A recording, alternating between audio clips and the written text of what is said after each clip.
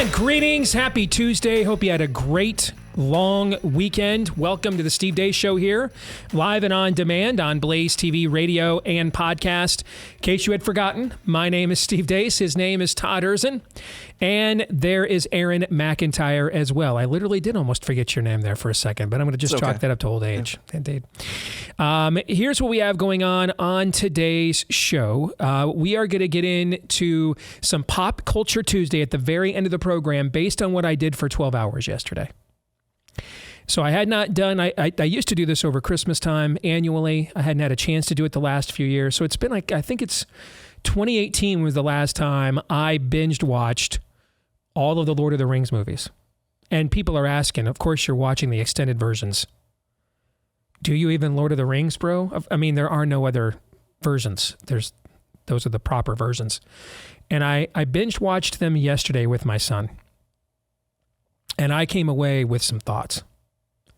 And we will discuss that on Pop Culture Tuesday coming up later in the show. For fake news or not, I have a question I want to ask. All this kvetching about voter fraud and elections don't matter. How much of that really matters? How much of that matters to us? How much of this do we care? We're going to get into that with fake news or not, based on something I watched over the weekend as well. Anastasia will join us at the bottom of the hour. Julie Kelly of American Greatness will give us the latest update on the political persecutions of the January 6th prisoners. All that and more coming your way, but let us begin, as we always do, with Aaron's rundown of what happened while we were away. What happened while we were away, brought to you by, surprise, another GOP surrender. House Speaker Kevin McCarthy has cut a deal with the White House to raise the debt ceiling by $4 trillion. The deal apparently includes no meaningful cuts, keeps the expansion of the IRS in place, and does nothing for funding of border security. McCarthy went on Fox to talk about the deal. We were able to do this when the president said he wasn't even going to talk to us. This is really a step in the right direction. It puts us a trajectory that's different. We put a statutory cap on only spending 1% for the next 6 years. So we let government grow, but at a slower rate. For posterity's sake, of course, let's listen to that last bit again. So we let government grow, but at a slower rate. GOP presidential hopeful Ron DeSantis slammed the deal. Well, prior to this deal, Kaylee, our country was careening towards bankruptcy. And after this deal, our country will still be careening towards bankruptcy. And to say you can do $4 trillion of increases in the next year and a half, I mean, that's a massive amount of spending. I think that we've gotten ourselves on a trajectory here really since March of 2020 with some of the COVID spending. It totally reset the budget, and they're sticking with that. And I think that that's just going to be totally inadequate to get us in a better spot. Donald Trump has so far been mum about what he thinks. Speaking of Trump, he was busy this weekend facilitating another LIV golf event at one of his golf courses. If you're not familiar, the LIV Tour is a Saudi-funded golf tour featuring some of the biggest names in the sport. Trump was asked whether he's concerned about taking money from the country that helped fund 9/11. President, the 9/11 families are out saying again that they don't want you to host the tournament. What do you say to those? Which tournament? To host any LIV events. For those of you listening, Trump just shrugs. Meanwhile, on Memorial Day, Ron DeSantis met with some of the families who lost loved ones on 9/11, spending a few hours listening to their concerns at the governor's mansion in Tallahassee. Donald Trump also did an about-face on Disney over the weekend, saying on Truth Social, quote, "Disney has become a woke and disgusting shadow of its former self, with people actually hating it. Must go back to what it once was, or the market will do irreparable damage." This all happened during the governorship of Rob DeSanctimonious. Instead of complaining now for publicity reasons only, he should have stopped it long ago. It would have been easy to do, still is. As a reminder, just about a month ago, Trump hit DeSantis from the left on Disney, saying his actions against the woke company were unnecessary and would result in Disney divesting from Florida. Texas Senator Ted Cruz took to Twitter yesterday to bemoan a new law in Uganda. Quote, "This Uganda law is horrific and wrong. Any law criminalizing homosexuality or imposing the death penalty for aggravated homosexuality homosexuality is grotesque and an abomination. All civilized nations should join together in condemning this human rights abuse. Hashtag LGBTQ. Cruz doubled down this morning, responding to a tweet critical of his from former Trump attorney Jenna Ellis. Jenna, not sure why you're defending this barbaric Ugandan law. It imposes life imprisonment for consenting adults who engage in gay sex. That's ridiculous. You or I may not agree with their choices, but consenting adults should not go to jail for what they do in their own bedrooms. Learning Chinese today, today's phrase is a blessed Eid Mubarak to all the Ugandan homos out there. 祝那里所有的乌干达同性恋者开斋节快乐。 Staying in Texas, the Texas House of Representatives voted to impeach Texas Attorney General Ken Paxton late last week over alleged ethical improprieties. Paxton will be immediately temporarily suspended from his job while the Texas Senate deliberates on whether to remove him. The House vote was 121 to 23 in favor of impeachment. This comes just days after Ken Paxton called on House Speaker Dade Phelan to resign after video caught him presiding over House business, apparently very drunk. Iowa teachers will be banned from raising so-called gender identity and sexual orientation issues with students through grade 6. And all books depicting sex acts will be removed from school libraries. That's under a new bill signed by Governor Kim Reynolds on Friday. And finally, this from the Babylon Bee. Surviving World War II veteran recounts harrowing story of the lack of trans representation on D-Day. And that's what happened while we were away. Not parody. Aaron's montage brought to you by our friends over at Jace Medical. Want to tell you about a brand new product from Jace Medical. It's the same company that brought you the Jace case to make sure that you have a venerable supply of the most trusted antibiotics out there should they decide to take them away from you like they did during a recent pandemic. But now, how about a 12-month backup supply of your prescription medication just in case of emergency. We'll go with that term, an emergency. This covers a whole host of medications, things from cholesterol, diabetes, heart health, blood pressure, even mental health, and more. Absolutely something to make sure you have, because frankly, you just cannot trust the powers that be in the era in which we live. All right. If you want to take advantage of this and give your family that peace of mind, go to jacemedical.com, and you should want to take advantage of this. JASE, jacemedical.com. That's jacemedical.com. Enter the code DACE at checkout for a discount on your order. jacemedical.com. Enter the code DACE at checkout for a discount on your order.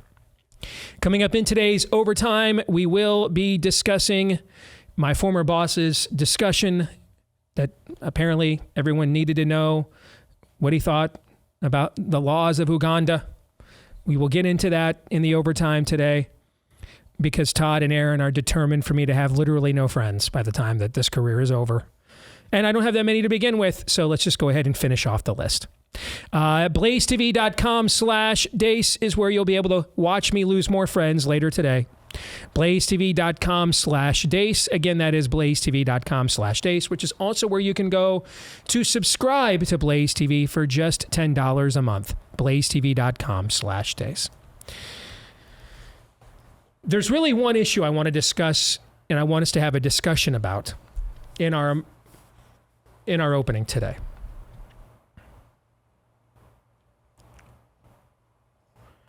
This is a note I received from Jennifer this morning.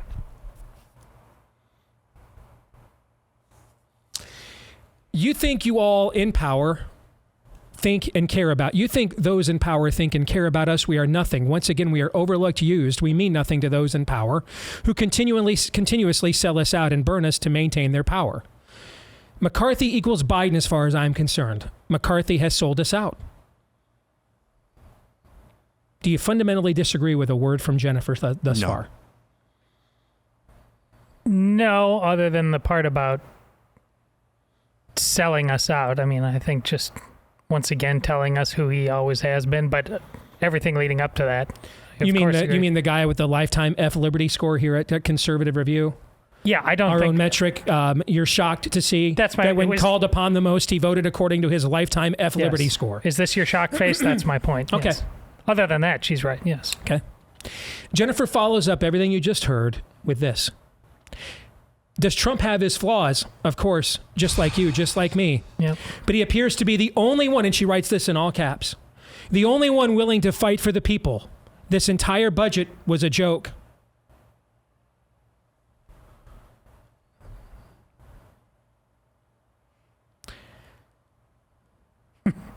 Yeah, I know. Invincible ignorance. This is the MSNBC flack or Democrat operative last week. Yeah, I just took my family to Florida for spring break.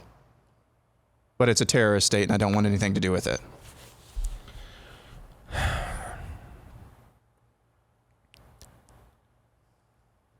I have no idea how many of you or how many Americans are earnestly interested in the seeking of truth. I don't know. I promise you, though, that I am going to find out. Because that's what we've always tried to do here. That's what we're currently doing here. And that's what we will do here for as long as I'm the one sitting in this chair. Which is why we're going to do an overtime. Likely critical of someone I adore who shifted his entire schedule around to come to my movie premiere. That's why we're going to do the overtime. Why? Because in the end, the truth is the prime directive, not our relationships. I didn't say relationships weren't important at all, but nothing matters more than the truth. And the truth is, I can't think of a single valid reason why anybody, for any reason, would ever affirmatively hashtag LGBTQ on Twitter. No matter what it is. On an affirmative level, I can't imagine what it is that would cause you to do that.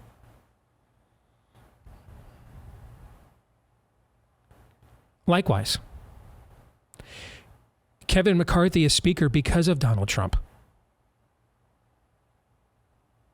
Donald Trump got on the phone, Jennifer, and all those like you, repeatedly, to get Matt Gaetz, Lauren Boebert, and others to stand down when they opposed Kevin McCarthy as Speaker. Donald Trump has still not said a word about this deal. Not a word. Nothing.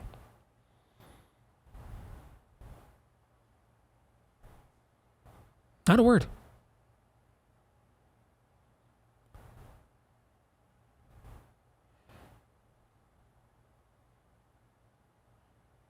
But this kind of mindset,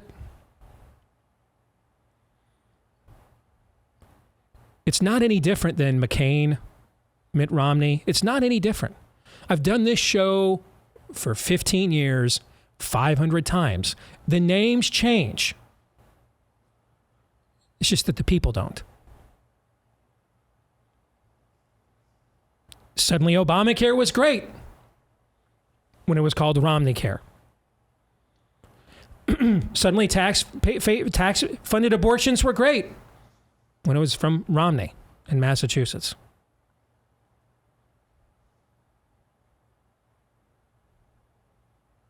Suddenly we don't care about amnesty because John McCain's electable.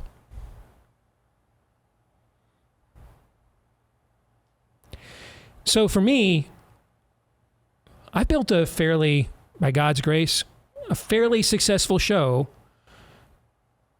bucking all of these trends and not giving in to any of them. So guess what I'm going to keep doing? Can you guess what I'm probably going to keep doing? More. I'm going to keep doing that. Yeah. And even if the show was threatened, what do you think I'd probably do? More. I would keep doing that because that's what I got into this business to do. To tell as much truth as I could know, I could learn, or the platform I had would permit. And then when it doesn't permit, you go somewhere else that does. That's the way of things. But Kevin McCarthy, Jennifer, is Speaker because of Donald Trump. Ronna McDaniel is head of the RNC because of Donald Trump. Susie Wiles, who basically runs the show at Mar-a-Lago, she whipped votes for Ronna McDaniel against the president's own attorney, Harmeet Dillon. I suppose I could be the one lying here. I mean, you can verify that for yourself. But Kevin McCarthy is Speaker because Donald Trump made it so. And that's why he hasn't said a word about this debt deal yet.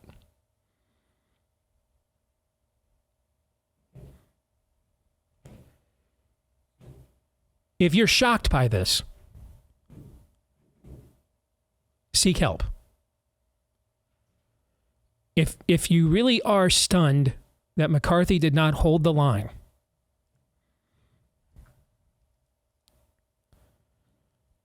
can I make sure to send you every bulk email there is seeking of money?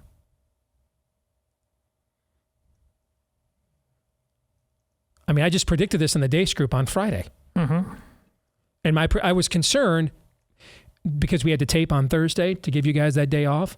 I was concerned that by the time it was going to air, he would have already sold us out. I was concerned about that. Thankfully, he waited until later that evening, so we got that episode in. So I got to be right about it. Here's why this happens. And let me tell you some things that you're hearing from colleagues of mine in this industry that are just not true. Kevin McCarthy is not dumb. The Republicans are not stupid.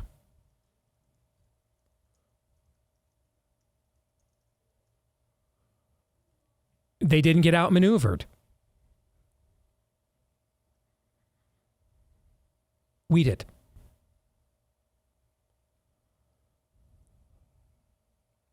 We did. This has gone on for how many years as well? The names change. The people don't. Sometimes their names are John Boehner, Paul Ryan, Kevin McCarthy. How about Bill Frist? Spent, 4 years as Senate Majority Leader? 2 weeks ago, he was at the Capitol testifying for carbon taxes. He was the GOP Senate Majority Leader from Red State, Tennessee. Yep. How about them apples, huh? Yeah. Yeah. There's, in many respects, the Republican Party is a manifestation of who we are. We have been Esau's, only concerned about our feeding our bellies in the next election, and lost a generation as a result. And so we have no leverage with the Republican Party. In the end,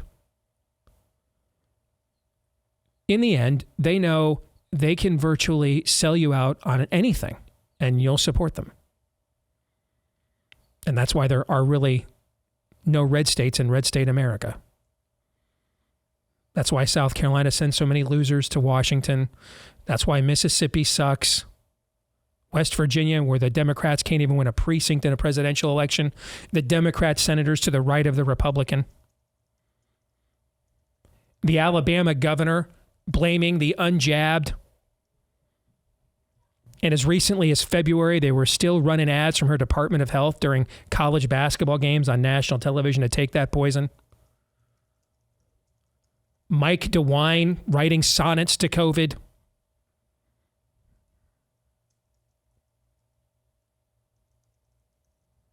I know I'm supposed to come on here and blame the Republicans, but they don't achieve power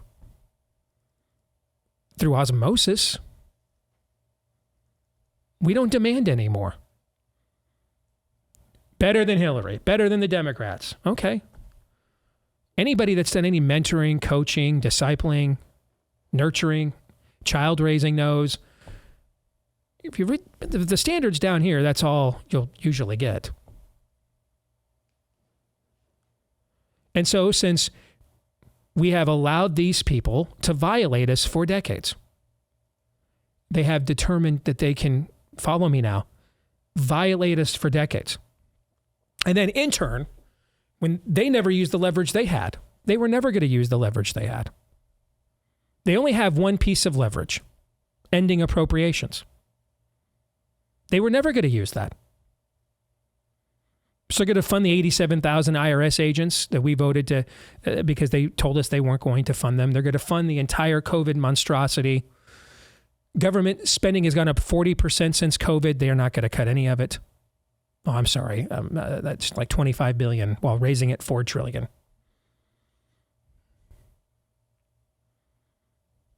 Right away, you had some Trump shills going out talking about how much of a great deal this was because this was Trump's boy. And then people like my buddy Chip and others spoke up to point out what a garbage deal that was, and suddenly they had to go silence or go back to accusing a DeSantis aide of injecting too much Botox. Yeah, that's cool.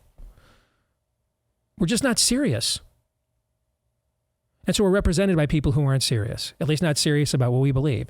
Kevin McCarthy is not stupid. He's just a Republican. He was never going to fight for you because he never has. Remember last week? I did it too. Or 2 weeks ago, Adam Schiff should be expelled from Congress. And we were all like, yeah. Adam Schiff still in Congress? I believe so. Any machination been made to change that? No. None. Because these guys also learned from Trump. You can just tweet stuff. Have no follow through, and we just want the talking point and the grift and the clicks, and nothing will need to happen. Nothing will need to be done. This would all be true if Ron DeSantis was not in the presidential race because it was all true before he was. This would all be true if Ron DeSantis had never been born because it's true even if he wasn't. This has been going on for decades. For a generation, all we have demanded is talking points, a seat at the table, access, and a banquet speaker. And that's all we've gotten.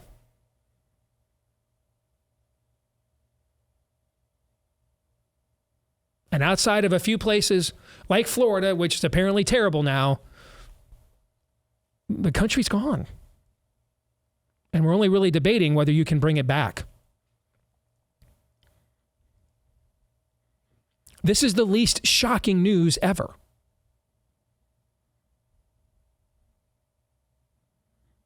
If you want to be shocked by something, be shocked that they couldn't come up with a better talking point than, well, we are growing government, just not as much as we used to.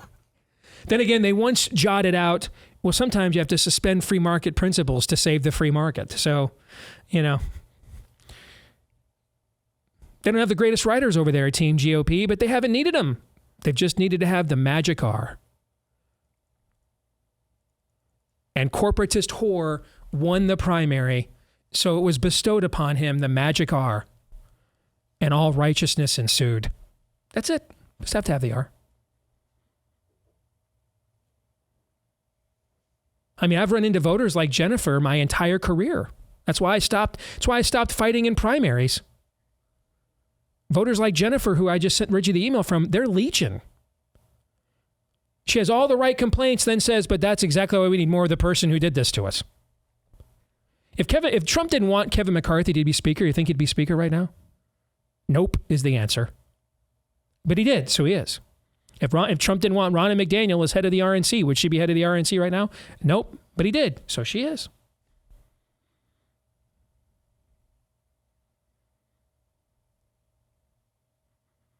There's just something about this current generation. Public education's terrible, but my kid's teacher would never, ever pedogram them. They say Congress sells us out, except for my guy, so keep reelecting him. It's weird. I don't even know what to do about it. I don't know what to think about it. And there's not a lot of money to be made to keep saying this year after year after year, but it's the truth year after year after year. We are our own worst enemies.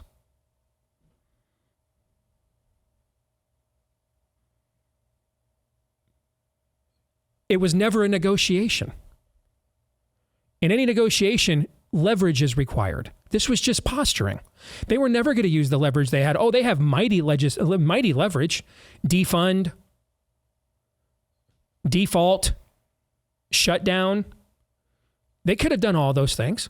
They were never going to do them. Ever. So therefore, there was no leverage. I mean, if you can't outmaneuver a dementia patient with both diminishing mental capacity and popularity, you never intended to. You never intended to. This was all a show. That's all it was. WWE style, they got, they went out back, got together when Vince McMahon scripted the outcome. And this is what you got.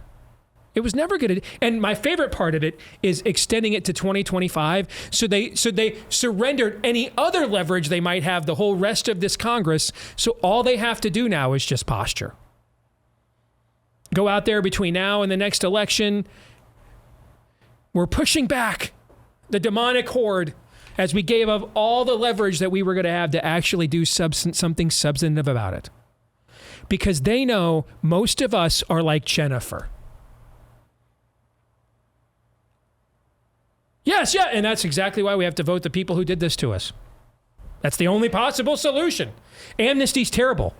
We had an entire civil war on the right about that. How did we respond? We made John McCain the next presidential nominee. What do you got? Got anything for me? No. No? Okay. Obamacare. End of the republic as we know it. We had 2 massive Tea Party waves in the midterm elections, correct? Yeah. So the only thing that could possibly be done was to nominate for president the guy who came up with the idea before Obama had it, Mitt Romney. We're just not serious. We've done this for decades.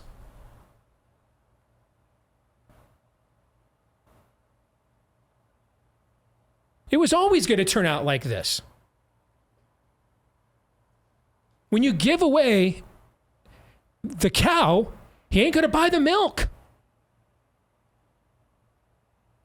No, he's not putting a ring on it because you knock on the door of his room at 3 a.m. every time he beckons.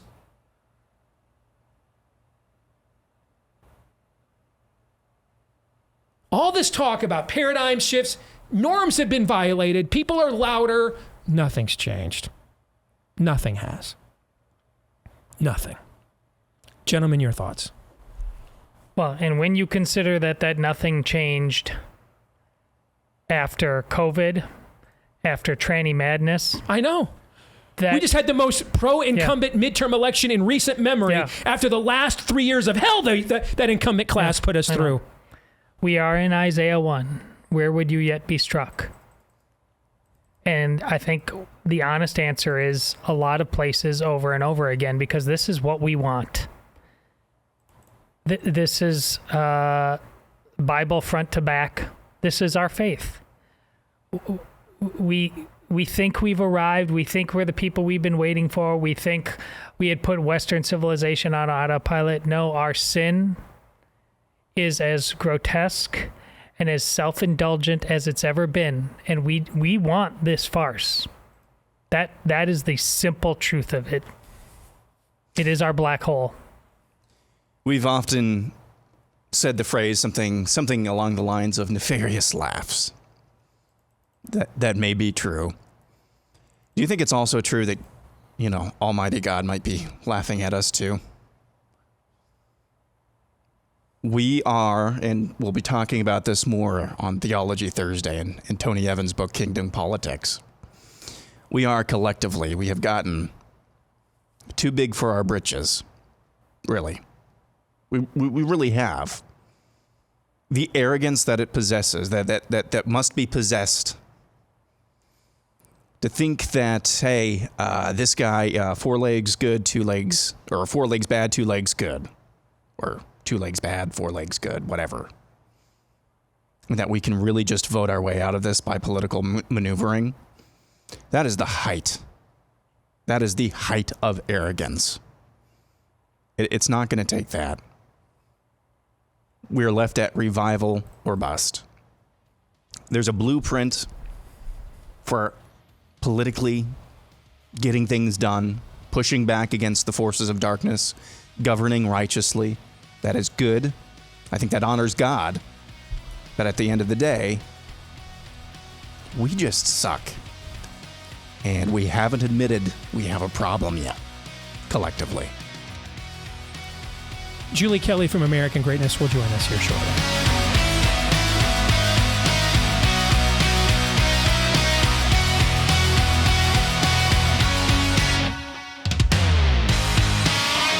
A lot of us are starving for the emergence of the parallel economy. Unfortunately, that's going to take some time. Fortunately, though, one place where we are seeing it just so happens to be with a product all of us need to use nowadays, our mobile phones.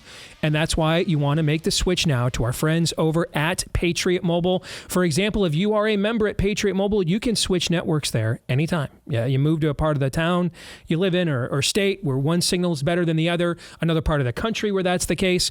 You can make that switch to any of those three major carriers anytime for free because of the outstanding customer service they have at Patriot Mobile, who also doesn't take the profits you give them and then try to undermine your way of life. They support the same principles and values that you do as well.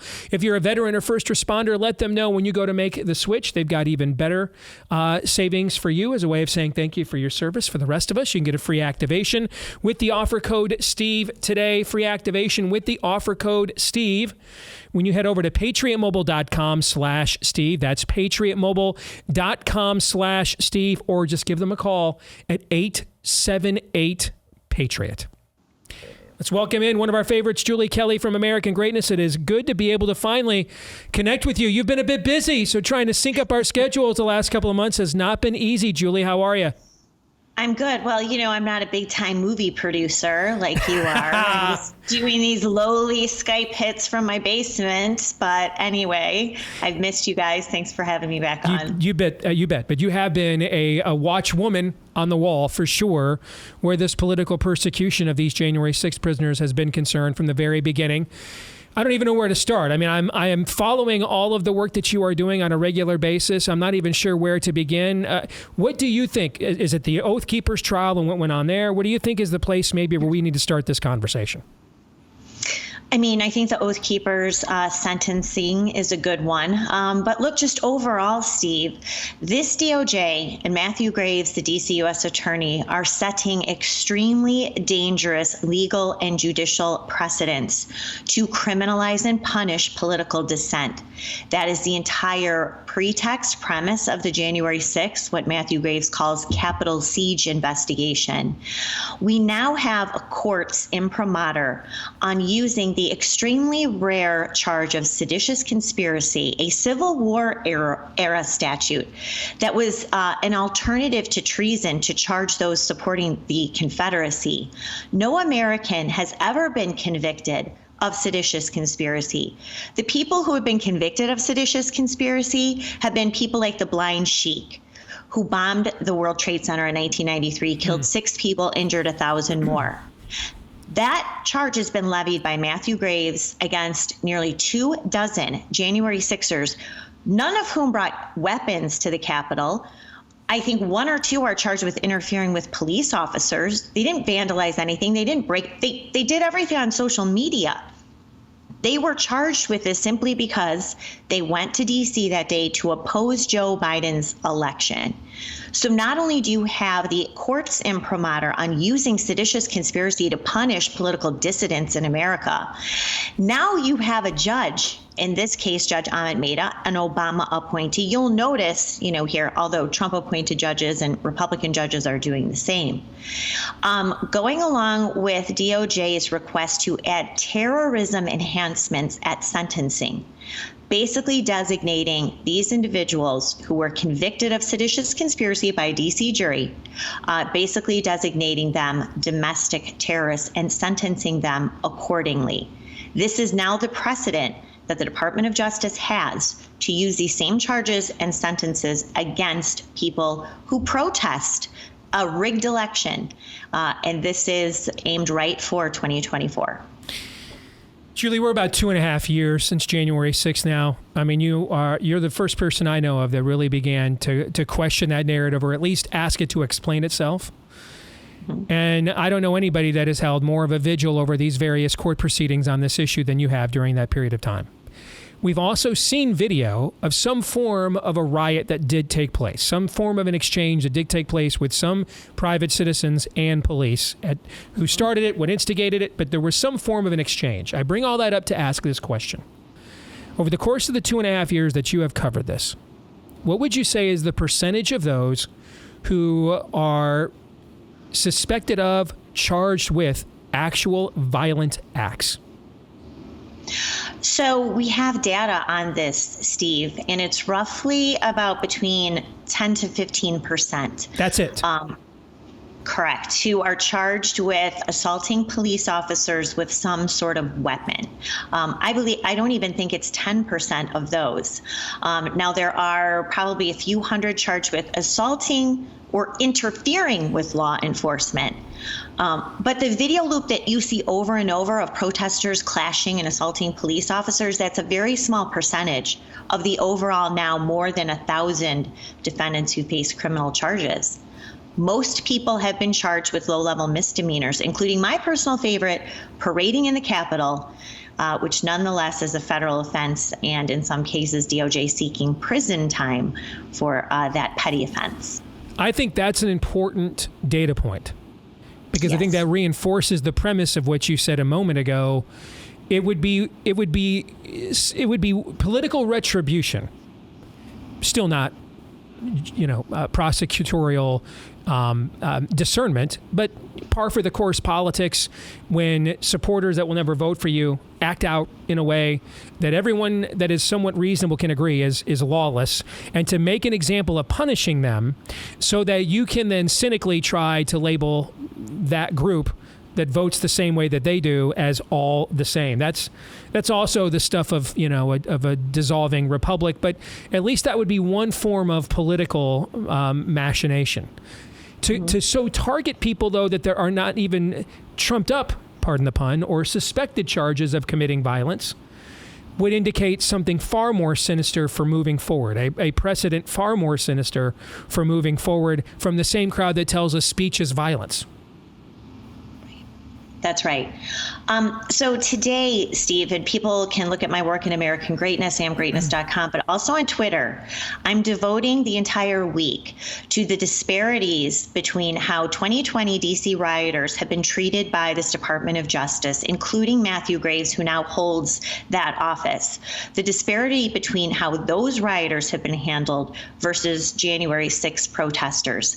And especially the charges that came down, very few federal charges, I will say, for any 2020 rioter across the country, let alone in Washington, D.C. I believe that there's probably a half a dozen. But now we have more than 1,000 January 6ers charged with federal crimes. But the sentencing disparity is huge. And I'm devoting really most of this week on Twitter to posting things that Matthew Graves are asking for. These are leftover cases because most of the charges were dropped from 2020 versus the prison time he's asking for trespassers from January 6th. But to your point, Steve, every sentencing memo comes with this caveat that, yes, this person acted independently. Yes, our legal system demands that people are not convicted of, they don't face charges or sentences, prison time because of what everyone else did. That's not the case here. Matthew Graves repeatedly makes the point that, yes, this person acted independently, but was part of a mob that attacked the Capitol, that participated in the Capitol siege, that's what he calls it, and therefore should face extrajudicial punishment because they were part of a mob he calls it, of people they didn't even know. This is the persecution of a group of political adherents, Trump supporters, Trump voters. That's never happened in American history. That's why I'm saying this is dangerous precedent-setting territory. Since we've talked to you over it's been a couple months since we last talked to you, can you give us a personal story or anecdote of a case that you have filed that really hit you on a human level, really personally bothered, disturbed you maybe a little bit more than the average political persecution, I guess, that you're covering right now? That's such a great question, and I appreciate it. I really have to go back to when I first started covering it, and people who were pleading guilty to obstruction, who were begging for mercy in court, nonetheless being sentenced to prison time. But I will tell you more recently, Steve, what really sort of breaks my heart is talking to the parents of the January 6th defendants. I got a call from the mom of one of the Proud Boys who was convicted of seditious conspiracy. Now, their lives have been completely completely destroyed. This particular individual brought no weapon, did nothing violent, did not assault police officers, convicted by a DC jury, highly biased jury of seditious conspiracy. And this defendant's mom took the time out to call me and thank me for my coverage. And I get that sort of grace from so many parents, and I think that's the part that impacts me the most personally, just how gracious they are, but also keeps motivating me because there are so few voices on the right covering this, reporting on this, and defending. You don't have to defend everything that they did, but we certainly have the responsibility to call out and expose this very dangerous precedent and this highly selective political prosecution. So I'm always grateful to you guys because you have helped cover my work on this from the very beginning when very few outlets would. So thank you as well. Oh, you're very welcome. I mean, thank you for the outstanding work that you have done. What can people in our audience do? The only thing really they can do at this point is pressure Republican members of Congress to open up a separate investigation into January 6th. You know, we have the House Oversight Where's the rest of the footage that we were promised? Where's that at? Right. I believe that most of that will be coming out. We do need that footage out, but we also need to protect innocent people who are being hunted down by groups literally called the sedition hunters, who will tag someone that hasn't been charged outside the building, plaster their name all over social media and try to destroy them. So there has to be a balance there. But look, there's a lot more to this, Steve, than the video. We also have body cam footage of police officers that need to be widely spread out. We need an investigation into the 2 police departments who responded that day, DC Metro and Capitol Police. But all of this needs to be separated, I believe, from weaponization or oversight committee. There's so much there, and the American people still have so many unanswered questions that a select committee that didn't do the work that the original one did, the cover-up that committee was, and really turn this into an important truth-finding mission. Because, Steve, lives are being destroyed, the precedent is being set, but January 6th will be a top political issue for Democrats in 2024. And the longer we allow these falsehoods to fester, the more that Democrats, including Joe Biden, will have the upper hand in convincing Republicans that this was some sort of insurrection, and that everyone from Donald Trump down to Republican lawmakers should pay the price for supporting it. What are you working on next? What's on the horizon with this story? What's on the horizon with this story, Steve, will be the criminal indictment of Donald Trump. That's what I'm preparing for January 6th. I believe that the convictions of seditious conspiracy for both Oath Keepers, but especially the Proud Boys earlier this month, bolster Special Counsel Jack Smith's investigation. And I'm sure he's going to this DC grand jury with those guilty verdicts and now the sentences, 18 years for Stuart Rhodes, connecting both of those groups to Donald Trump and possibly seeking seditious conspiracy charge against Donald Trump. If he doesn't pursue seditious conspiracy, he will get a multi-count criminal indictment against Donald Trump for January 6th. I have no doubt about it. We've talked about this for months, but that's coming for sure. What timetable do you think that happens, Julie? That's such a good question. I think he'll probably be indicted on the classified documents issue first, and then January 6th. So it could be sometime in June, July, August. I can't see them dragging this much longer into the fall, but who knows? They have no guardrails, Steve, this Department of Justice and Jack Smith. So they're going to announce this indictment at the most politically opportune time for the Biden regime and DOJ. I've got about 90 seconds for this last question. Do you believe that they would attempt to charge him and indefinitely detain him as they have done so many other January 6th defendants? Do you think they would try that? Yes, I do, unfortunately. And which would probably lead to some kind of a Supreme Court challenge then, I'm guessing, right? It would immediately, any ruling by a judge, and these judges are the real villains here. but there's case precedent to seek pretrial detention. That means denying bail for defendants not just charged of seditious conspiracy, charged with obstruction of an official proceeding, which he will definitely get that count. So think about that, Steve. You could have this ruthless, bloodthirsty DOJ, this highly partisan Jack Smith, who no one's seen in 8 months, who's interrogated everyone from maids at Mar-a-Lago to Vice President Michael Pence, and seeking pretrial detention for the former president of the United States. And we have now case precedent January 6th for a judge to consent to keeping him behind bars, awaiting trial. It's great work. It just doesn't probably feel like the most rewarding most days, Julie. Thank you very much, though, for your willingness to do it. It has truly been a service to the Republic. God bless you. Always good to see you. All right, thank you. You too. Thanks for all you guys do, too, Steve. You bet. Thank you. All right, gentlemen, your thoughts? You know, she said the American people are waiting to know, and I think Julie said that in the sense of an American people, you know, historically who we're supposed to be as citizens. But this is what makes Julie's work all the more, because she knows that what she said there isn't actually. The American people either don't know or don't care about most of this. And the fact that Julie continues just to do this work because it's the right thing to do, it's what a citizen and a journalist, by the true definition of the term, would have done. When she said that, it made me sad, because she keeps trying to breathe life by speaking truth into things where if she looks to her left and her right, she knows people just don't care about justice anymore. Aaron? That is maybe one of the most depressing things that has been said on the show this year, and that's saying something.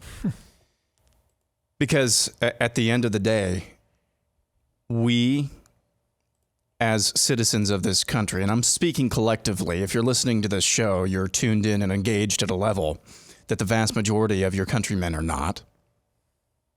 But we, the citizens of this country, really just do care more about, hey, as long as I get to go home to my American dream on Shady Lane in my 2-car garage and my 65-inch TV in the basement, and I get to watch baseball or the NBA playoffs tonight, as long as I get that, as long as I get that dope hit, I couldn't care less about any of these things.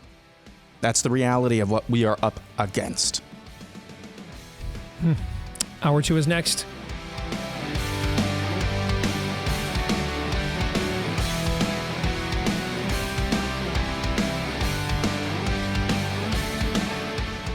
All right, back here with Hour 2, live and on demand on Blaze TV, radio, and podcast. Steve Deace here with Todd Hers and Aaron McIntyre and all of you, and you can let us know what you think about what we think via the stevedeace.com inbox by emailing us, steve@stevedeace.com. That's DEACE. Like us on Facebook, me, we, and Gab. Follow me at Steve Deace Show on Twitter, Getter, and Instagram. You can also find me on TikTok over there as well if you want to help make sure the Chinese have every last piece of information about you that they probably already do.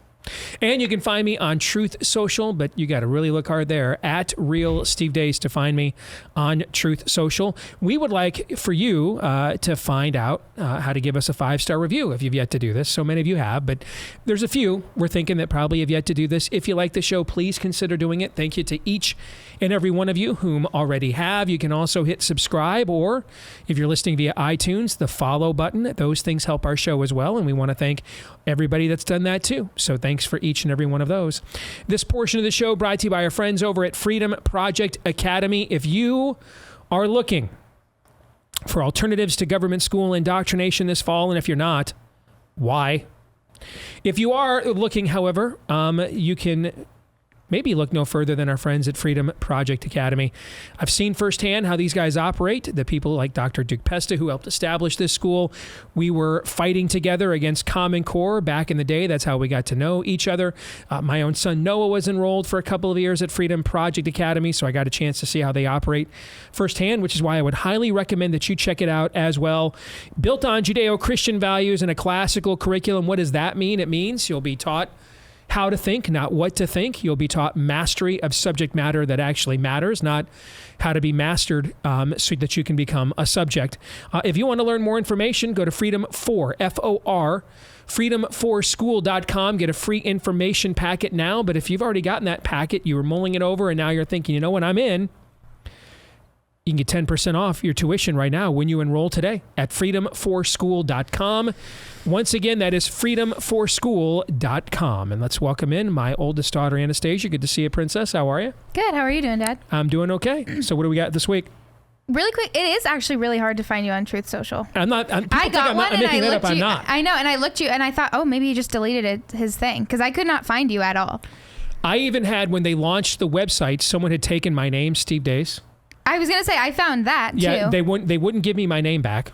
The uncontexted Steve Deace, like the meme account and everything. Yeah, that popped up right away, and I was like, I had I didn't have him. He did this for me without asking. My buddy Congressman Chip Roy reached out to his former colleague Congressman Devin Nunes, who runs Truth Social, to personally ask him if they would give me my name back. They still wouldn't do it.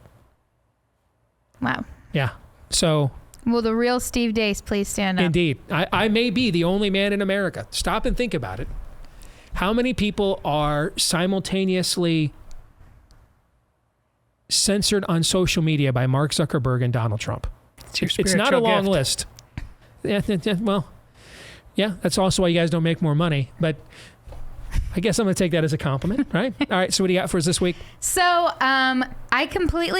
Steven and I, my husband and I, we were watching Michael Knowles last night, and he did this on his show, and I was like, I should bring this over to here. So this is a complete and total copy because I thought it was funny. But he did, so his producers would read him like Gen Z terms, and he would have to try to guess what that means and use it in a sentence. Okay. So I thought that might be fun to kind of see if you guys know what these mean or if you think. Now, you would think Aaron would have the advantage here, closer to Gen Z, but Todd and I are raising Gen Z kids, so that may even out the odds here. So yeah, no, I feel like maybe Aaron has a better shot. That's what I was going to ask. I'm hip and with it. Okay, let's get going. Let's get started. Okay? All right, let's go. So, number one is the word Riz. Never heard of it. I've never heard that. Love it. I hope I know nothing. Guesses. No what do you guys no one has think ever it said means? that's Riz to me. That once you know the definition, oh, that's going to be so funny that you just said that. I love that. Oh, gosh.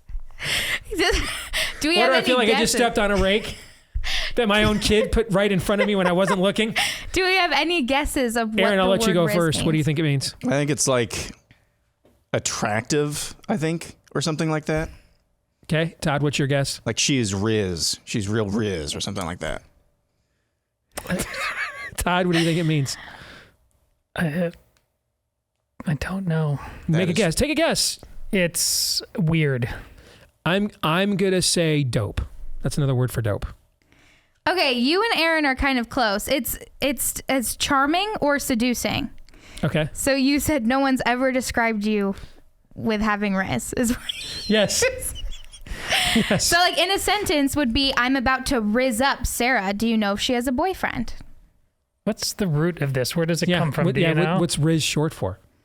I have no idea. Okay. I didn't deep dive into that. Yeah. Okay. All right. Okay. So I'm not a total failure as a parent then? Okay, go ahead. No, you're just not charming or seducing. Okay. Number two is, this one I'm hoping that you guys know. This one is no cap. For real. Why is my camera going out of focus? I like that guess, for real. I like for real. Okay, I'm going to go with that. Yeah. Like Same. For real? Yeah. That is correct. Oh, great. Good job. It is no lie or for real. So in a sentence, it would be like, Christmas is the best time of the year. No cap. No cap, but where did that expression come from? I don't know. Like for real, when we created that as a slang in our generation, it's easy to see where we got that from. Is that for real? I mean, the term is self-explanatory. What does for cap mean? I don't know. Where does it come from? I don't know. I'll do that next time. Okay. Okay. All right. Number three is dank. Oh, that is dope. That's dope. Yeah, dank memes, isn't that? Mm-hmm. Yeah. Is that what you guys think it means? I'll go with you guys then. Okay. Yeah, it means high quality. So I wrote down like the Steve Deace Show is dank. high quality. Would you rather be dank or high quality? Well, this is reversing the original meaning. Yeah, because dank dank's is not a dark compliment. and damp, and so how did this happen? Yes, it's not I've a heard of compliment. this one though. Yeah. No cap, bro. No need to rizz up the Steve Deace Show. We already dank. I just hated that so much. Oh, God. I've never hated a segment more than this one. Oh, God. Aaron, you said that with all the enthusiasm of a wooden spoon. That was great. The last one I have for you guys is chuggy. Ever heard of it? Chuggy? Chuggy. Chuggy. I'm going to guess odd, weird, strange. I'm going to guess that's what it means. Aaron, what's your guess? Awkward. Yeah. That's another way. That's a synonym for what I said. Yeah. Is that something that like the Wookiees do or something? Chuggy? Yeah. In Star Wars. Tastes bad. We're going to get our chuggy on tonight. That is something that Kathleen Kennedy Townsend does now in Star Wars. Okay. Yes. Lots of chuggy. In fact, years worth. Yes. So chuggy is the opposite of trendy, and it's actually described as usually a millennial. That's what it is. So an example sentence would be socks with sandals are chuggy. Have you ever heard anybody in your peer group use any of these terms? I've used no cap before in my language. I use T, what's the T? I use that a lot. Yeah. I use bet, that sounds that's just okay. All right, bet sounds good. I use that all the time. Yep. Riz is newer. I'm still kind of I had never heard dank before or chuggy. Todd, I had never heard dank or chuggy. Gen Z kids. Nothing. They use none of these terms? None. So clearly, then you have raised your children if they properly. Did, they would be punished accordingly. Yeah. Todd, I got to say, Todd is on fleek right now. Ooh, that's a good one. That's an oldie but a goodie. I've heard that one. I heard that from you guys. See, on fleek could be described as chuggy, though. On fleek is a little chuggy for me. I heard from you guys growing up. I heard lit. I heard on fleek. Yeah. Okay, so I heard a couple of those. I've not heard, you guys never said chuggy. Well, yeah. On cap. It's never not on cap. It's no cap. Or no cap. Okay. I would have been confused. I've been like, what's the dog doing wrong? That's the name of our dog, Cap. Cap is missing. Oh, no. You've been like, no Cap. I'm like, get him outside. I'd have... That was chuggy. That made you sound old, Dad. Yes. Well, I'm going to be 50 this summer, so I'm getting old now. You are getting old. Yeah, you're going to have to come to grips with that. Sometimes we have to repeat things to you because you don't hear them the first time. I'm not there yet. It's really, I'm like, did you actually say that in my presence? I'm going to give you a chance to recant. That's really what I say. Okay, because sometimes it'll literally just be like, how are you? And you won't say anything, and I'll be like, how are you, Dad? And you'll be like, oh, I'm fine. Thanks for asking. And you're grounded, but I can't do that anymore. All right, good to see you. Thank you, sweetie. Bye. All right, let's get to some fake news or not here on the show. And there's been a lot of conversation in recent years about voter fraud, as there should be. I am someone that absolutely believes the last election was stolen. The last presidential election, I should say. And we did those shows where I laid out reasons why, I don't know how many times. I was on the air here on BlazeTV that night, yelling and screaming about things that were beyond irregularities that didn't make any sense. And no explanation offered has convinced me otherwise in the time since. So I take the issue very seriously. We have taken the issue very seriously on this show. What I want to know, Todd, literally you were calling for the arrest of Katie Hobbs in Arizona. Correct. For 3 months after the last election. Yes. Might even still be doing it for all I know. I don't know. We take the issue here very seriously. My question, though, is this. How seriously do we take this issue as a movement, as an industry? For example, do we want solutions to this? We were one of the few shows who covered Dinesh D'Souza's 2,000 Mules. It got, essentially blackballed in many other places in conservative media. We covered it on this show. We talked to is it True the Vote, the name of the group that was in the movie? We had them on the show. We take the issue very seriously. But I wonder how much of it is that we want a fantastical tale? How much of it is that we want solutions of what can be done? Case in point.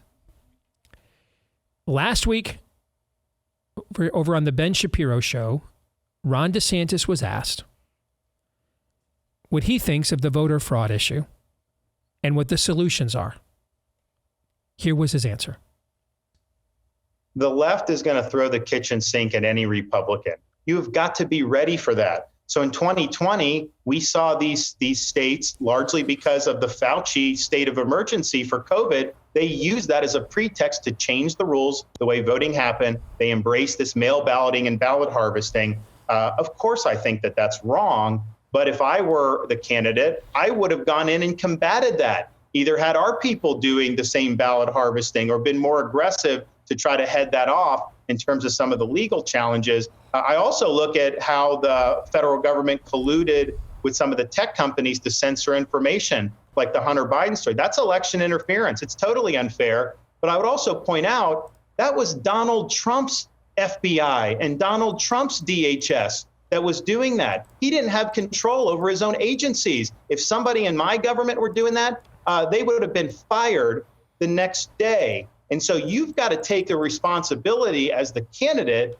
to shape the battlefield in a way that's going to be most advantageous to your side winning. So what I'll do, obviously in Florida, we did it very effectively, but nationally, you look to see what the rules of the game are. Yes, we ban ballot harvesting in Florida. That's what you should do. Yes, we ban Zuckerbucks in Florida. That's what you should do. However, not every state has done that. So if you're in a state like Nevada, that's a mass mail balloting state with ballot harvesting and Zuckerbucks, we will have organizations in place so that we can exploit that system. If you have it in Wisconsin, we will have organizations in place to exploit that system. I think telling people not to send in a mail ballot is a huge mistake, and it ends up reducing the pool of prospective voters. In Florida, we focused on some of these low propensity voters in my reelection. They usually vote in presidential. They don't always vote in midterm. And we converted a lot of them to vote. Most of them chose to vote by absentee ballot through the mail. That was their choice. If we told them you could only vote on election day, some of them very well may not have voted. So understand the battlefield. It's your responsibility as a candidate to head off that. But every single candidate that we would nominate is going to face this from the left, the Democrats, and the media. And what I've told people, if you nominate me, I'm not going to make excuses. I'm going to get it done, and we'll be sworn in as president on January 20th, 2025. Your thoughts on that answer before I say anything further? It's I hadn't seen it before, and I had a initially, but after listening to the context of the whole thing, I actually came. This is why he wins. Steve, your thing about when you talk about guys in general, and you know the three, what's the game, what are the rules, kind of thing. How do I win? Yeah. I think if you asked Ron DeSantis, and I think he said it as much in there, like I'd be going back. You vote on the day of voting, no mail-in ballots whatsoever. If I could be king for a day and make those rules. But he's just simply saying these aren't the rules right now. And Steve, as you said, like the Constitution, if everybody else is going to ignore it, it can't be a suicide note. This guy's, I'm going to win. And if you make rules I hate, I'm still going to be better at this game. It's your Woody Hayes thing. I've got, I can be mine with yours and yours with mine sort of thing. Mm-hmm. Bear Bryant, you mean, but yeah. Bear Bryant. I will find a way to beat you. You will not hang us with this farce right now. And that's what you're doing. Maybe we are purer than the system, but most of the Republicans are clearly content to watch this go by. And if DeSantis can't move, then fine, he's going to say, then I've got to figure out a way within this design. It's not just talk. I'd be way more skeptical if he did not have the proof of concept and the track record he does. He's clearly been able to move people in Florida, I think because he thinks this way. You can't trap me. You can't contain me. I will never fall into this situation where somehow I feel cornered because you're leveraging a thought of the way things are supposed to be when you never intend to play by those same rules. So I think this is a reason why he wins. So that was your takeaway? Okay. Aaron, what's yours? Two thoughts briefly here. One is,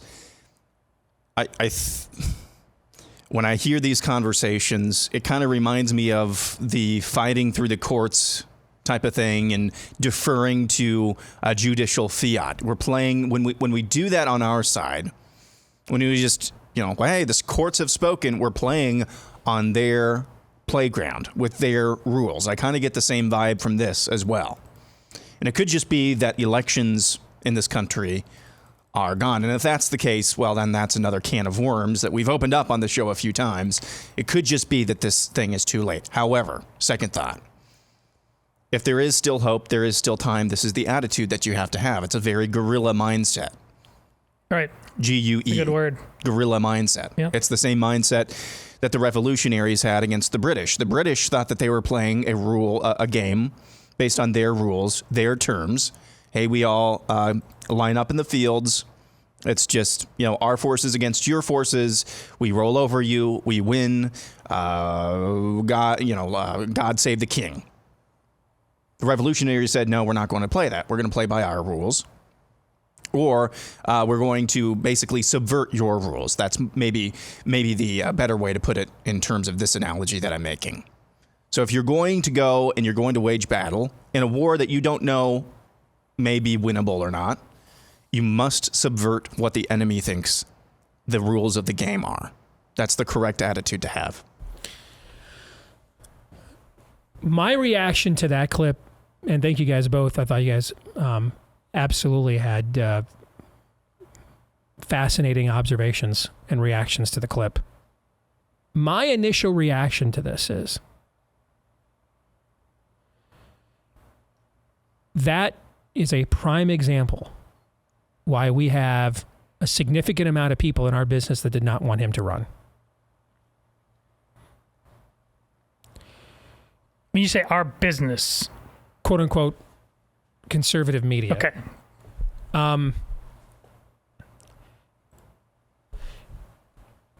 This is the same conversation we were having last hour on the debt ceiling. I mean, Julie Kelly was on here last hour saying we were one of the first shows to give her an audience. I mean, I was live on BlazeTV on election night pointing out BS in the results. This can't be true. This is not how elections work. But here's the real thing that we are trying to determine right now. Politically. Now, I believe spiritually the country is gone. And it's revival or bust. And I've been saying that since you guys both came to work here. I was saying that even before you guys came to work here. And the events of the last few years have only confirmed this for me. Nevertheless, my faith also compels me to occupy until he returns, to occupy until he comes, to still try to do as much good. There is no great witness for the gospel to be seen as passive in the face of evil. It doesn't add any credibility to the gospel on any level at all.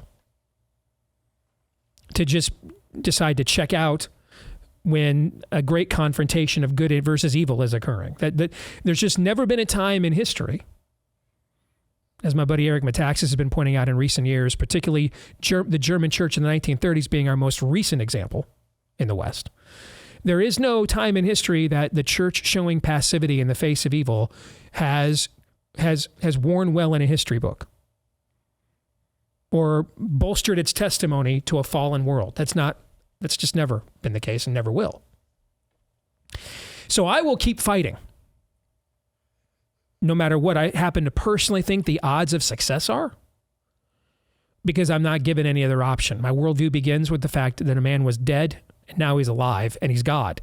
Therefore, the option that I will quit until I'm dead just isn't one. That's just not an option. So we'll keep fighting. even when we feel pessimistic. But let's set all that aside for a second, because within this audience, even this audience, there's going to be people of varying spiritual beliefs. You might be a Christian and not agree that it's as far gone as I do.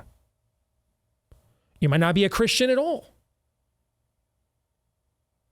But if you're tuned into this show or shows like it, you have at least some interest in civic affairs, right? Yes. Some form of interest in some form of righteous moral outcome in said civic affairs. Some form of some sense of justice, fairness. Fair? Yeah. Okay. I mean, you're certainly not doing this because it's fun. So let's stay on that level for a minute. Within that box, there is an argument taking place, and it's not actually a vocal or visible one. Like, it's not an argument that people are owning up to. It's not like, NatCon, BoomerCon, social conservative, libertarian. It's not an article that people, or it's not an argument that people are saying, I am proud to be on this side of it or proud to be on that side of it. But it is the main argument that is taking place on the right. The main one.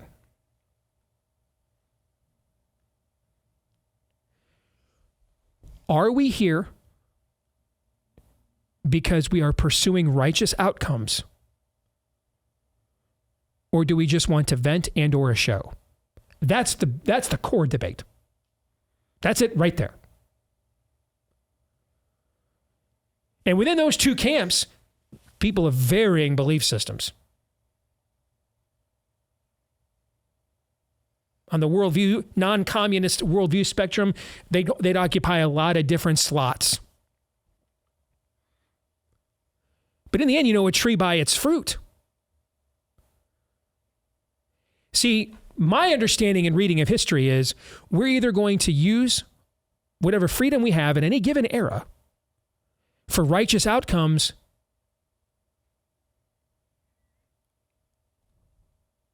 or we all know what's in the or, right? We just can't say it out loud. We all know what's in the or. We've all read a history book. It's happened in this country before. We all know what's in the or. Widespread persecution, domestic unrest. Those are your only two options. But there is this movement on the right, and some of it's grifters, but not all of it is. Like the woman Jenny who emailed me in the first hour. I don't believe she's a grifter. I think she truly loves and cares about the country. But there's this idea that just venting alone is enough. No discernible action, no definable action is needed. I don't know, when the left does it, it's called virtue signaling. Here's my Ukraine flag, here's my mask. I don't know what we call it on the right. Losing? That is what it is. But that's essentially what it is. Give me a talking point. And yeah, there are some people on our side that are just absolute grifters. Most of the people in our audiences, though, can't afford to be grifters. Yet even when they go to work, I just want a talking point. I just want to nail that guy at the water cooler. I just, want to hammer Aunt so-and-so on my Facebook page. And it's like demonstrably righteous outcomes are either unachievable or inconceivable. See, to me, it's either righteous outcomes or raise the black flag, because that's the lesson of history, folks. And if you've heard nothing else, I'm going to say this entire episode, hear that. The lesson of history is righteous, peaceable outcomes or raise the black flag. There is no in between. And I think we've been lulled into this sense that there can be an in between. We've got enough prosperity and stuff that there can be an in between. No, there can't.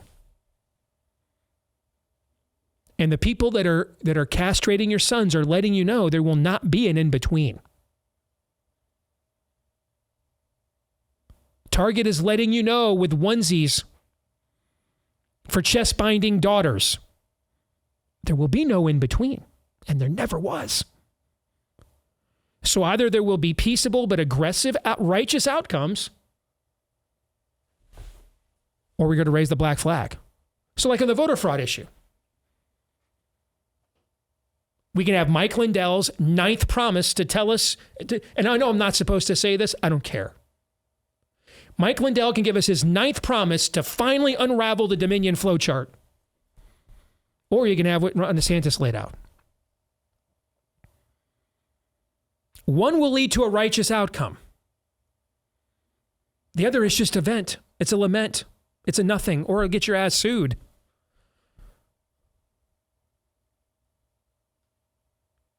And I think that a lot of people in our business don't want righteous outcomes. Either they themselves think that the system is too far gone and they don't want to say that they're for raising the black flag because there's no way to get distributed if you say that. And I respect that on some level. Or they're just grifters. But that is really the core debate on the right. And where this guy's candidacy is such a problem for so many people is it calls BS on all of that. He's doing stuff that we've said we've wanted people to do forever. The problem is forever we've been voting for people like Kevin McCarthy. A lot of us think the best we can do is the guy with the comb over man bun and we hop on the back of his 78 Harley. Still listen to Boston's first album. We can't do any better than that. Couldn't possibly consummate this thing, have a family, a future, a legacy. We're just going to vent. Just going to hang out. And I think that is the core debate. And Trump and DeSantis represent these two camps. One guy is a symbol of my grievance. As if grievance in and of itself is an end. It's nothing. It's a tantrum unless it leads to something righteous. The other guy is just a cold-blooded, outcome-based dude. Well, I need give me some more of the venting. And I think that's the best answer on the election fraud issue I've heard in 3 years. You know why? Because it's the only answer on the election fraud issue I've heard in 3 years.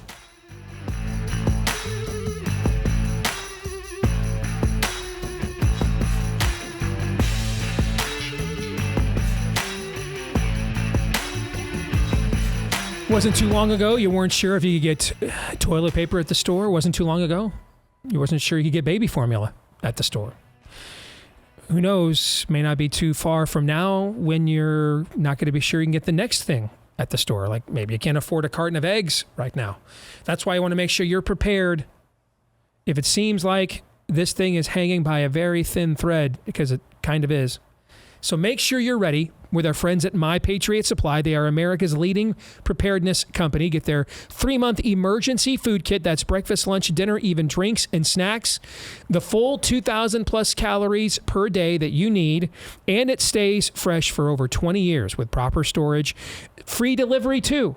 Free delivery too. Can't beat it. $200 off each kit that you buy. Not your total bill, but each kit you buy when you go to preparewithdace.com. DEACE. Preparewithdace.com. Again, head over there. Preparewithdace.com. All right, let's do some Pop Culture Tuesday where we look at the intersection between pop culture and conservatism. Yesterday, decided to binge watch the extended editions of the greatest achievement, I believe, in the history of American cinema. Peter Jackson's Lord of the Rings trilogy. And I used to do this annually. I haven't done it, I think, since 2018. And my son and I just spent the whole day going through these and just to be immersed in that world again. But I had 2 reactions, well, 3 actually, that I've never had before. Number one, man, my son knows more about this than I do now. Right? Used to be I had to explain things to him when he was a kid. Now he's the one explaining stuff to me that I didn't know. So, I mean, his knowledge of this world and the intricacies of it is pretty impressive.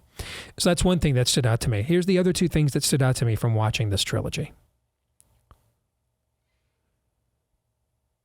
I found myself, and this is going to sound weird, but I found myself through the middle of it.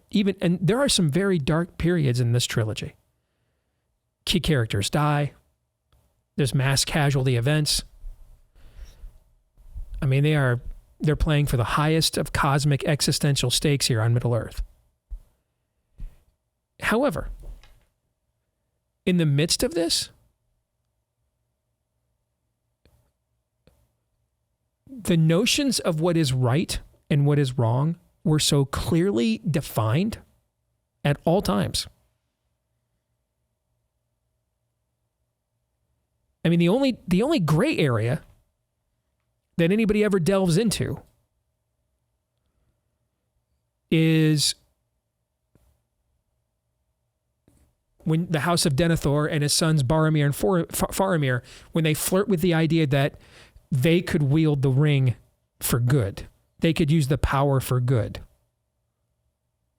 Which, of course, is a lie. It's a fallacy. And it's one of the things that the ring has done throughout the centuries to cause so much damage. But that instinct in and of itself is based off of a desire to do good. Even in the midst of all of the tragedy and the violence of these stories, I found myself not wanting to leave because what was right and what was wrong was so clearly defined for the entire 12 hours. And much of the debate and the challenging dialogue of the entire narrative is what to do about evil.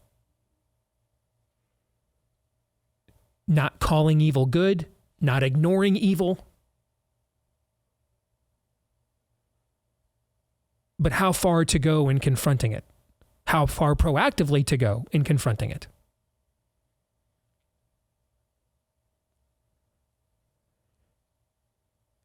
And I realized, I mean, look at the conversation we just had. There is not an insignificant amount of people that are either consumers of this business or working in this business that just want the outrage. The idea of actually having some sort of ruthlessly efficient path or leader to get us to the outcome we want, well, you're getting in the way of my emotion. None of those conversations in the entire 12 hours of these 3 films. None. The other thing that stood out to me was there is no way in hell they would make these movies today. The way that these were made. No way in hell. None. I mean, even Éowyn, when she steps out from King Theoden, her uncle's rule, and against his wishes goes to fight in the Battle of Gondor, and has the great scene there against the Witch King of Angmar where she pulls off, he says, "No man can stand against me," and he finally takes her helmet off and reveals her femininity and says, "I am no man," and ends him right there. First of all, that even wouldn't get made today. But that's not the final battle of the films. In the final battle of the film at the Black Gate of Mordor, she stays behind.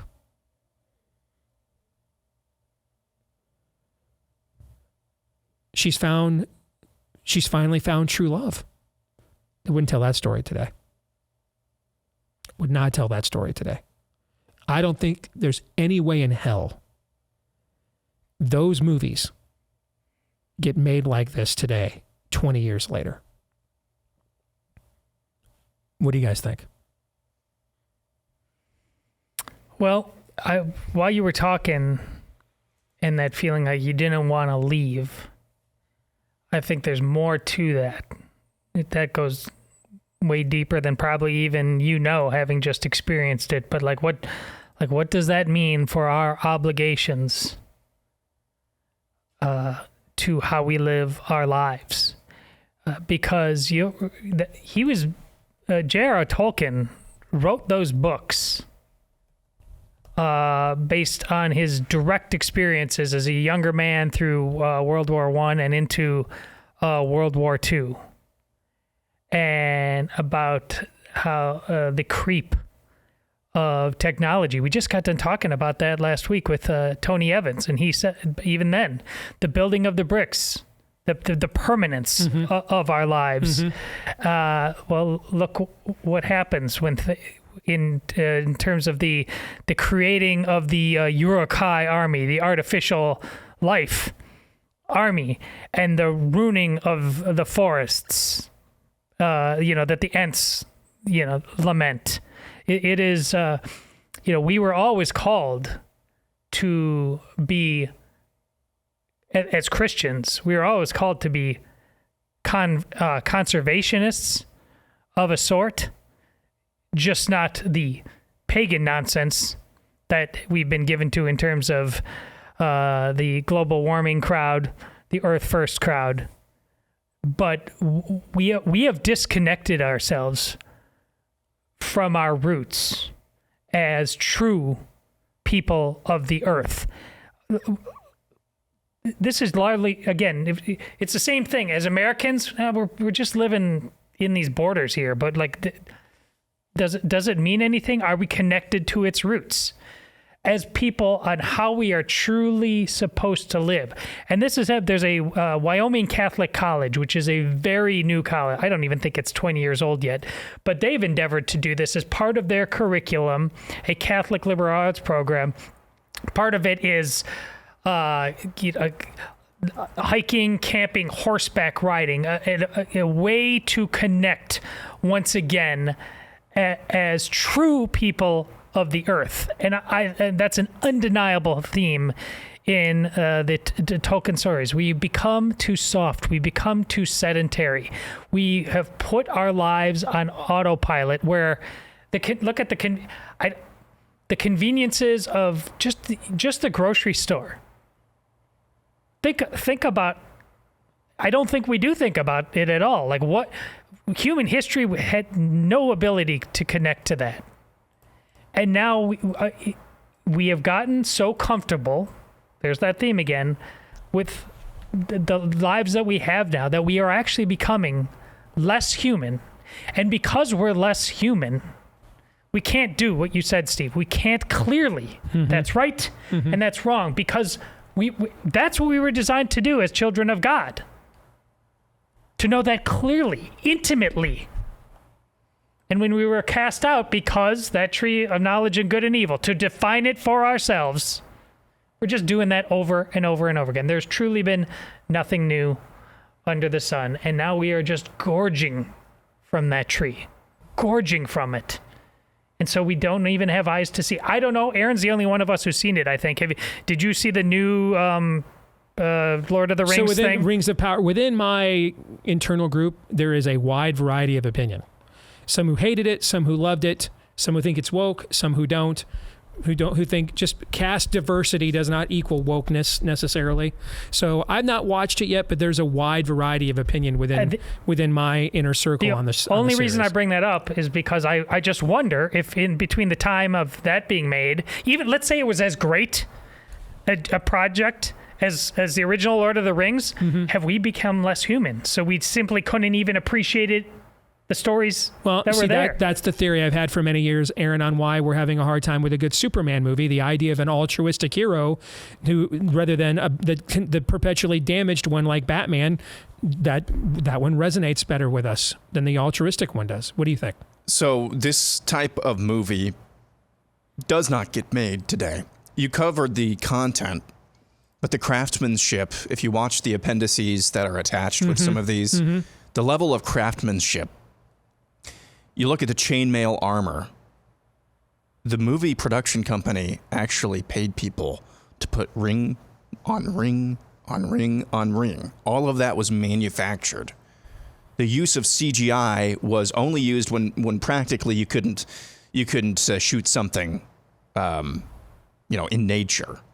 and it was blended with practical effects. Something that's just really, CGI is basically everything in fantasy action movies. Very few practical effects because it's so expensive. Those types of things, just the nuts and bolts of making the story come to life on the screen and then actually following through with that story and doing it justice. Those are two separate things, and this movie holds up well, perfectly almost, in both accounts. That, too, is a testament, actually. I think just the craftsmanship alone is a testament to how things have quickly fallen in just 20 years. Because I think it's actually analogous to, we don't get the nuts and bolts of our life right today. Mm-hmm. Much less the deeper things, the story, what we stand for. You read some of the stories we just commemorated yesterday on Memorial Day about those who have given their all for this country. You read some of those stories and it puts us to shame. Because a lot of these men were men who stood for something. Their very existence, a confrontation of the apathy and nihilism that is so pervasive in all corners of this country today. I think that's the same conversation we're having right here. It's not just an entertainment movie. The messages that are portrayed through the content of the story, and then the craftsmanship, the pride in the craftsmanship of bringing that story to life in a way that it had not and will not ever be again. Those are confrontations of both us on a societal level and us on an individual level. And, it going back to kind of less deep things, it holds up incredibly well. Mm-hmm. The sound, I don't know if you had it cranked. I can't believe how good the CGI is from 20 years ago. Well, it's better than in some cases it's better than what we're watching right now. Yeah, well, yes, but it's because they blended them with practical effects, Mm-hmm. But the sound mixing is just incredible. The bass is incredible. The score is incredible. I could watch. I could just listen to that movie with my eyes closed, or those movies, I should say.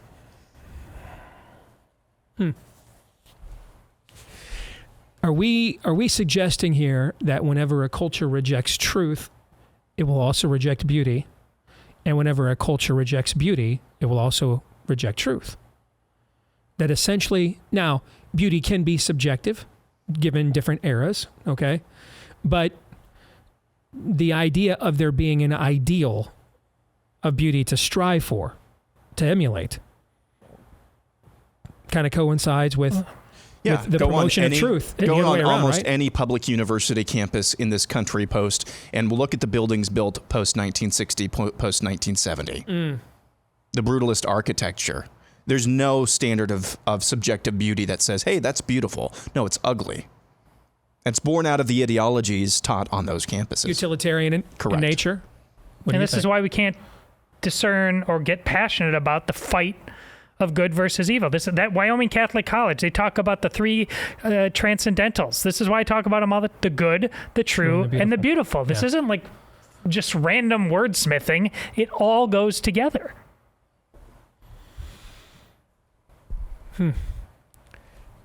If those movies had never been released and were made exactly the way they are right now and were put in theaters today, how would they perform, do you think? I don't want to know the answer to that question. I really don't. Like, how many Gen Zers do you think would go see them?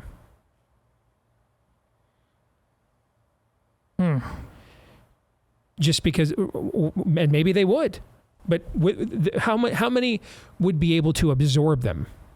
You know what I'm saying? To appreciate.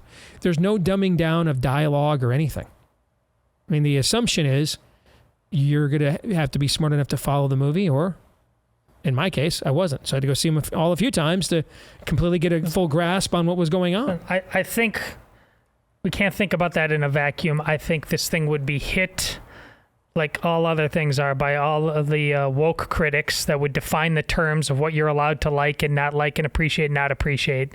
And so therefore you wouldn't have a viewing public coming in without a preconceived notion that, a hit would be put on these movies for being old and white and inherently racist and yada, yada, yada. And so I don't think you could see it with